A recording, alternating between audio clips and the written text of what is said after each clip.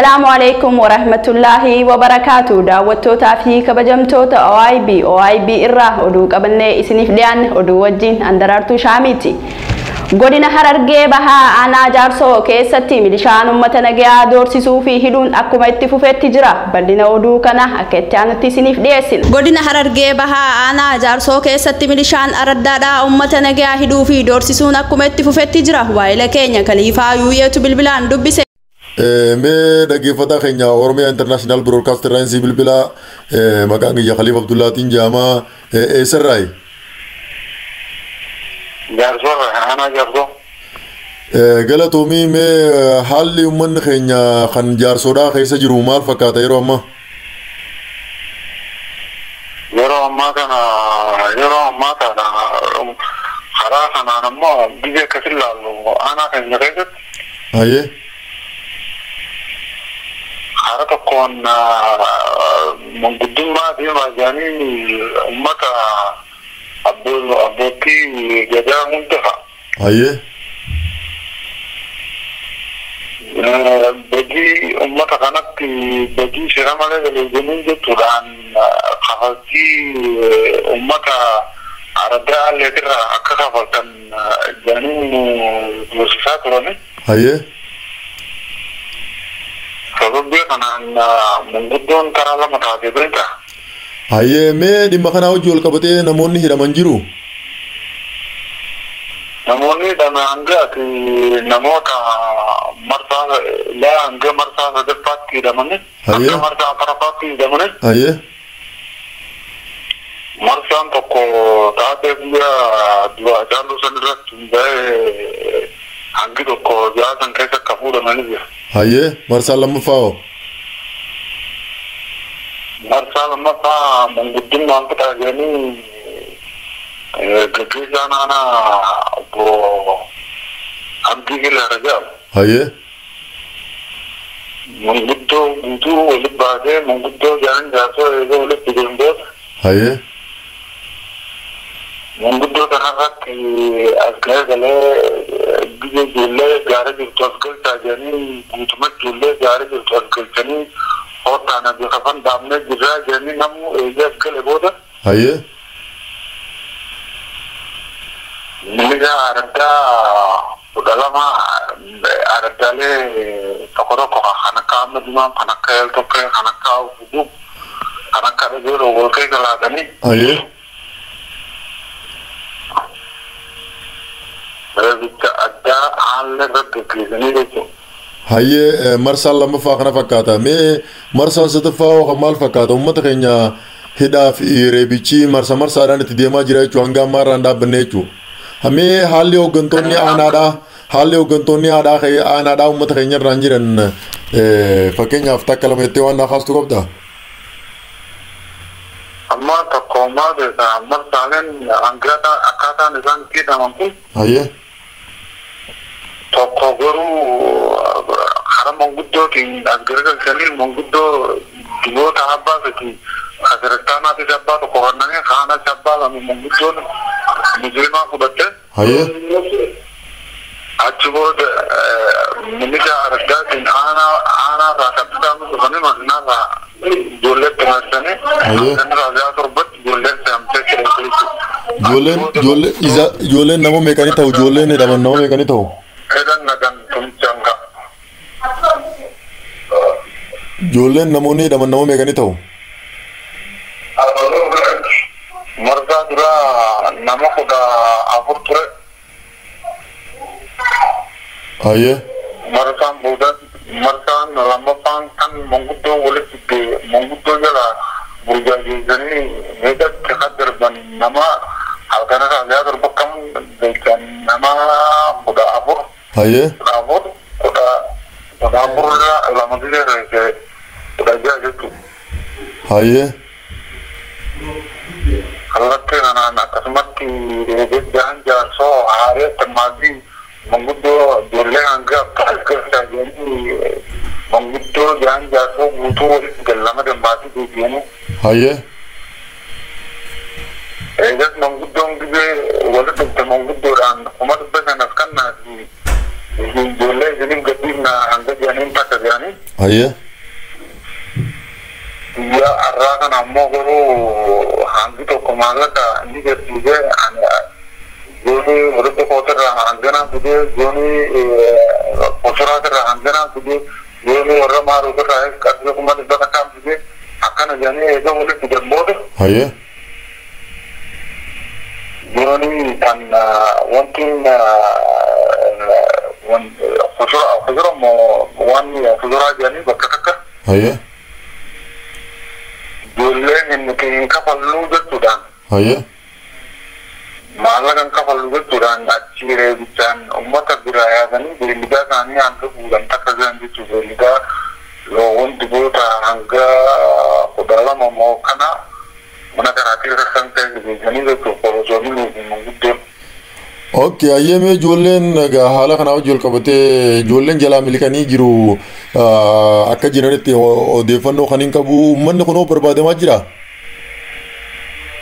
Uummanni kun ilaa hanga ammaa barbaadamaa jira manguddoo akka kun hinduu isaa kan fuudhee mana qabu kan reebichaan hanga immoo deebii duuta kan jiranii kan hidhamanii jiranii. Hayyee. Akkasumaan maatii kan haadha ulmaa intala ulmaa jechuun hootaan gamtaan keessuu yaamee hanga achitti hidhamtu takka jechuudha. Mee kana wajjin wal qabatee dhaamseetti dhumarratti uummata Oromoo bal'aadhaaf qabdu maali ni dhaamsa qabdu dabarfachuu dandeessa carraa?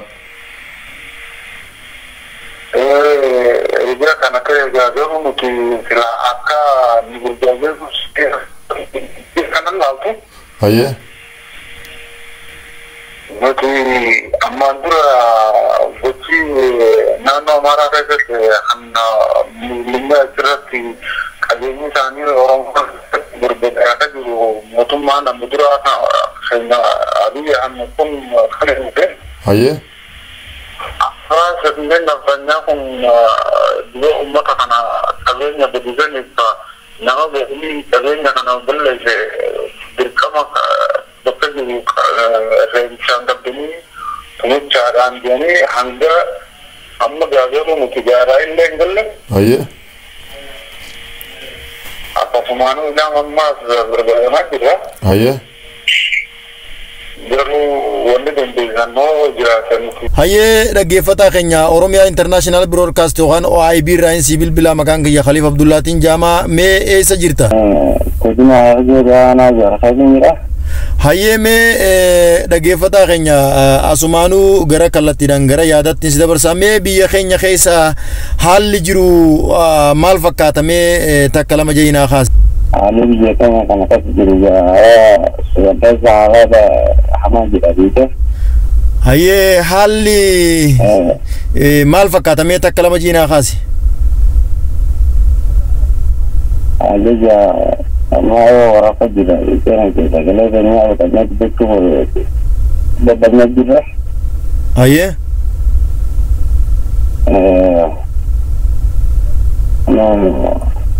Aku mootummaa dhufee asirratti qabatee ijoollee biyyaa baasee gaara deemtee ijoolleen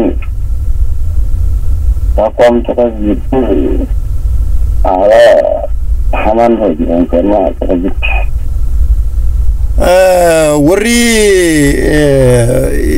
akka dhageenyutti milishoota aaraddaa biraatirraa walitti qaqqabaniitii fidanii magaalaa tokko tokko kanneen akka Aallee bakka Odaa Mudaa jaamturra milishaa hin beekne milishaa hawaasni hin beekne aaraddoota biraatirraa walitti qabaniiti kan uummataan doorsisaa jiranitti kan dhageenye kun hangam takka dhugaadha?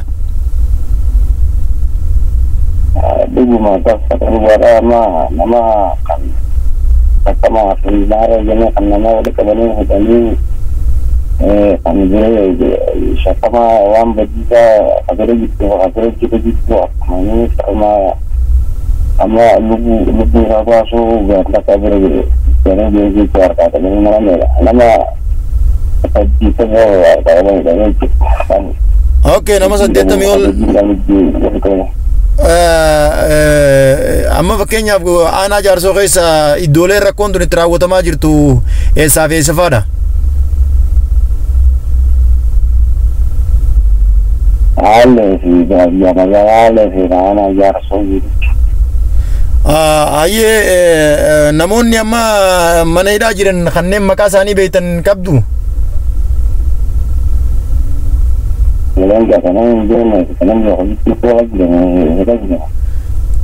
San keessaa maqaa kan naa kaasuu dandeessu ni qabdaa?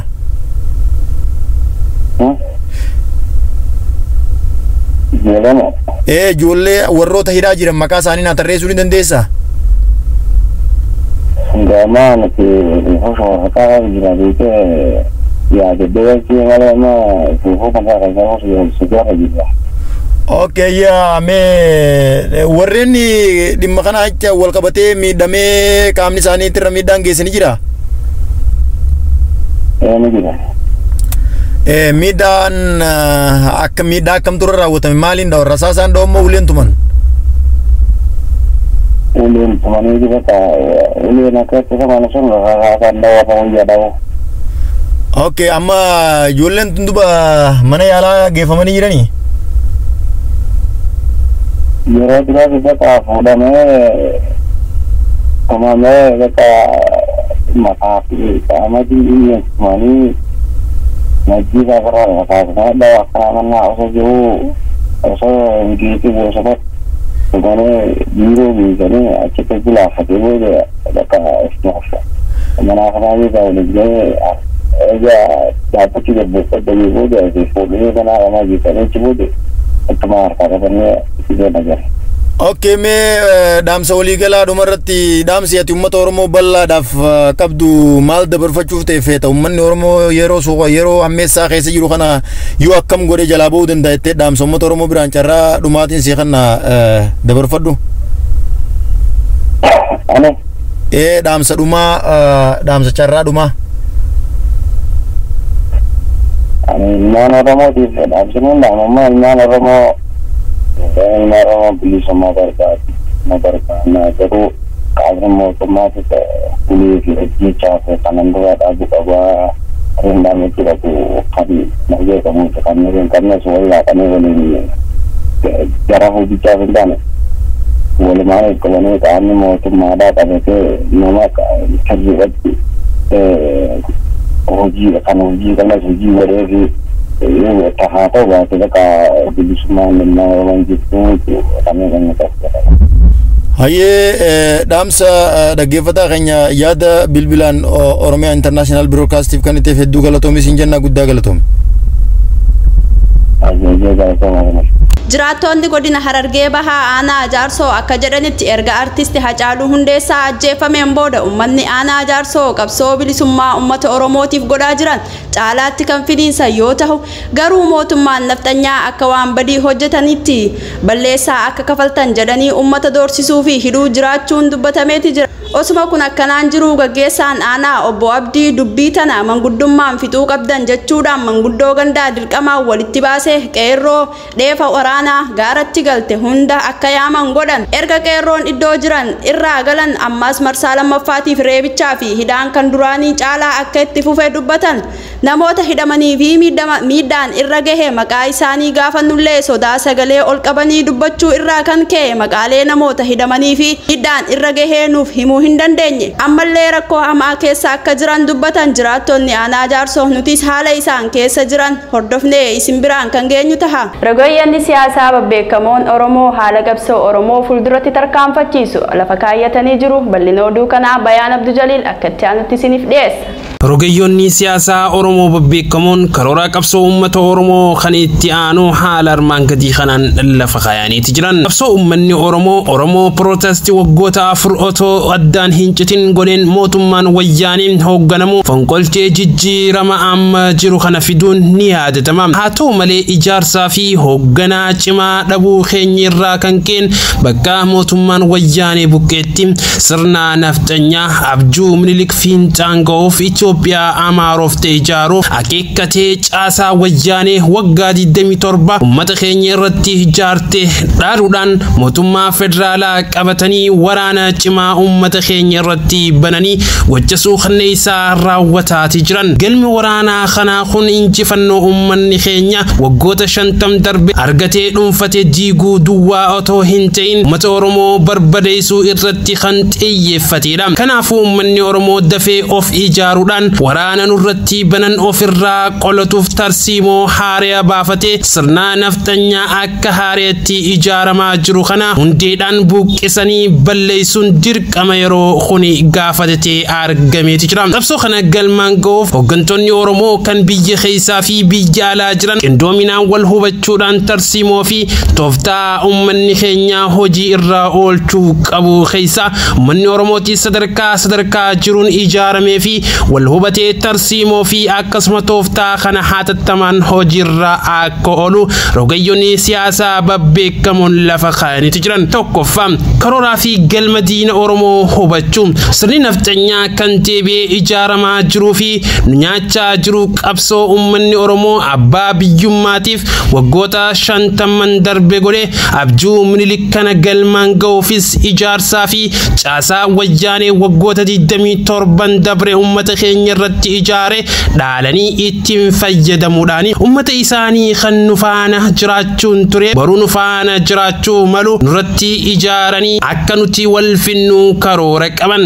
caasaa fi qabeenya mootummaa federaalaa guutumatti to'atanii waraana addaan hin citin ummata keenya irratti labsuudhaaf kutatanii ka'aniiti jiran. Yeroo danda'an hidhamtoota naannolee birootis daboo ummata Oromooti irratti yaamanii ummata Oromoo mancaasuudhaan halkanii fi guyyaa hojjechaati jiran. Oromoo keessaa hooggantootaa fi qabsaa'ota ija ummataa ta'an ajjeesuudhaan hidhuudhaan humna dhabamsiisuudhaan ummata Oromoo agartuu jaamsuudhaan sagalee isaa cufuudhaaf biyya keessaa fi biyya alaatti qindoominaan hojjechaati jiran. Inni lammaffaa karooraa fi galma qabsoo ummata Oromoo hubachuu. Karoorrii fi galmi qabsoo ummata Oromoo sirna nafxanyaa bara Minilik irraa kaase. Tokkoffaa lafa keenya weeraruu, lammaffaa ummata keenya gabroomsuun, sadaffaan qabeenya ummata keenyaatii fi biyya keenya saamuudhaan, afuraffaan afaan aadaa Oromoo balleessanii afaan isaanii aadaa isaanii nurratti ijaaranii, shanaffaan biyya abbaa keenyaa irraa nu buqqisanii biyya isaanii godhachuun diina waggaa 150 nurratti dagaage ofirraa buqqifnee diiguudhaan sirna mataa keenyaa kan sirna gadaati irratti hundaa'e deebifnee ijaaruudhaan inni tokkoffaa lafa keenyatti abbaa ta'uudhaan, lammaffaan birmadummaa fi sabboonummaa Oromoo irratti hundaa'e, sadaffaan afaan Oromootii fi aadaa Oromoo afaanii fi aadaa biyya keenyaa ittiin ta'u ijaarrachuudha. Inni sadaffaan injifannoo fi bu'aalee qabsoo uummata Oromoo hanga ammaa galmeeffamte.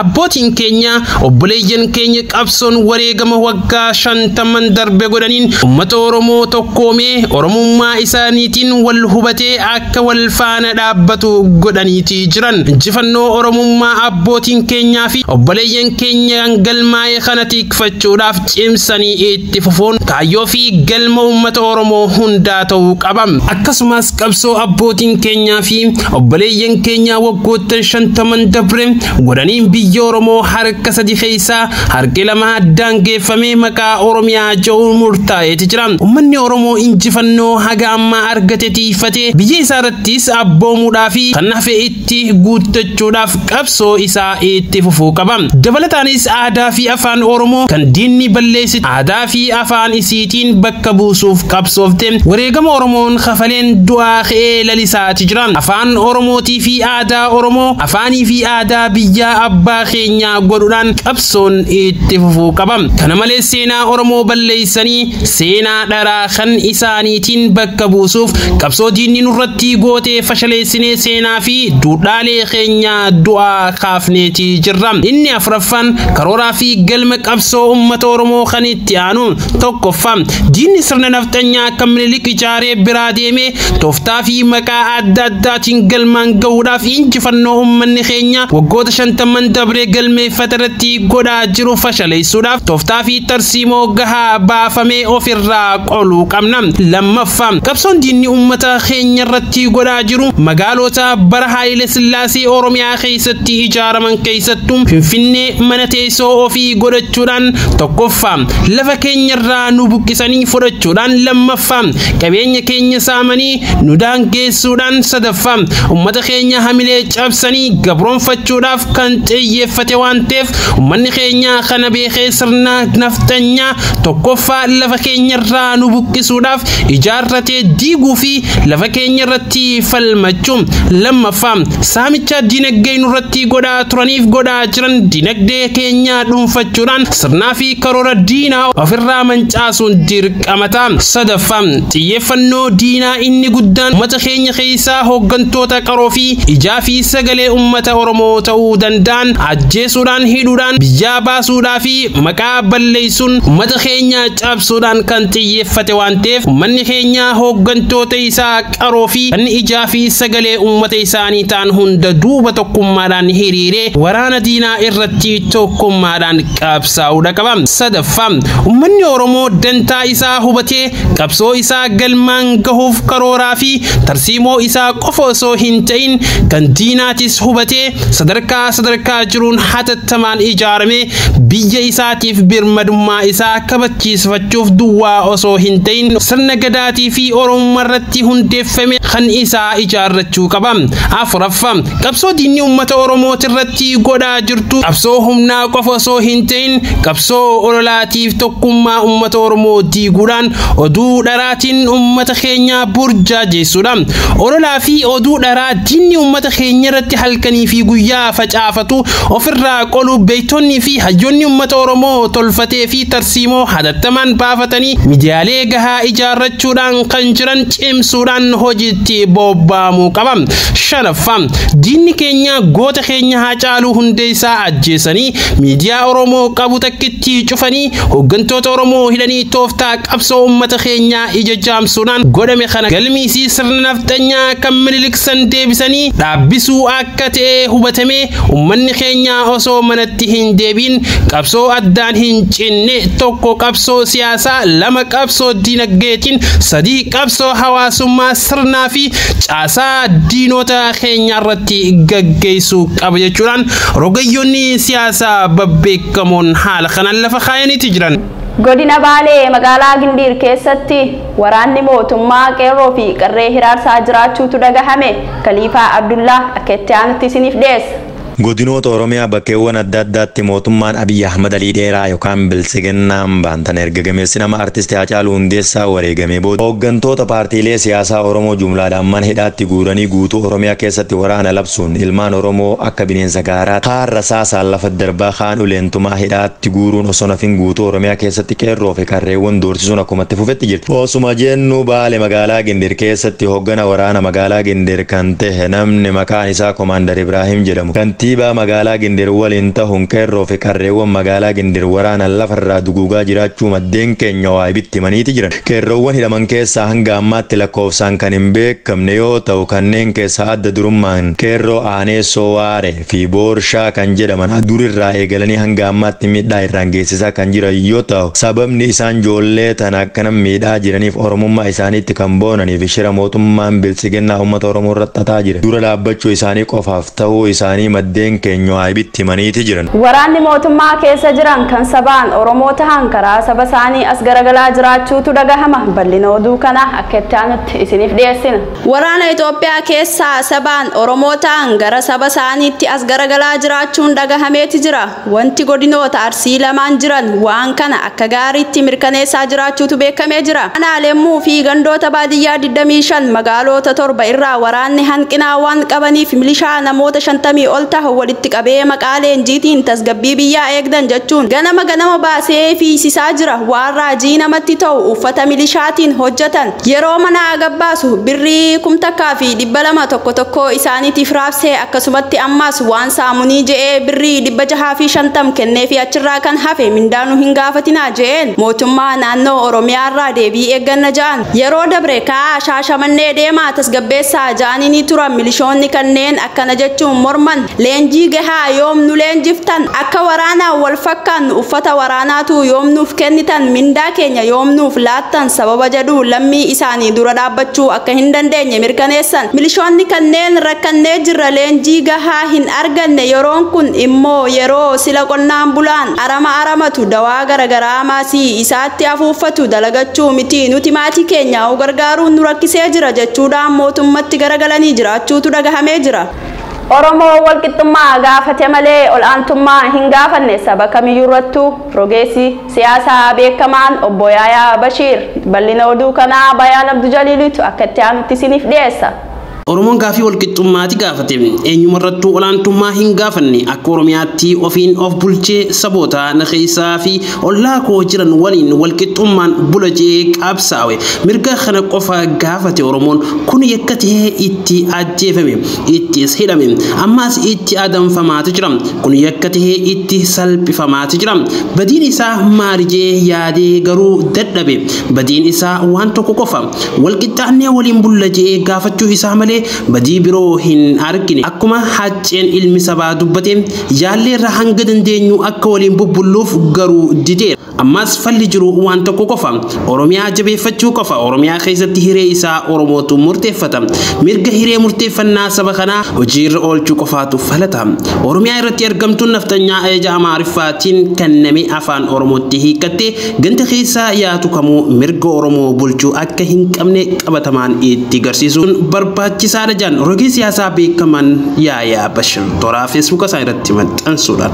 Egaa daawwattootaa fi kabajamtoota keenya oduun arraaf qabannee dhiyaanne kanuma kan hanga ammaa gama teeknikaatiin naa wajjin ture Bayaan Abduu Jaliilii hanga oduu biraatiin walitti deebinutti nagayaan nuuf tura isiniin jenna. Assalaamu alaykum wa rahmatullaahi wa barakaatuh.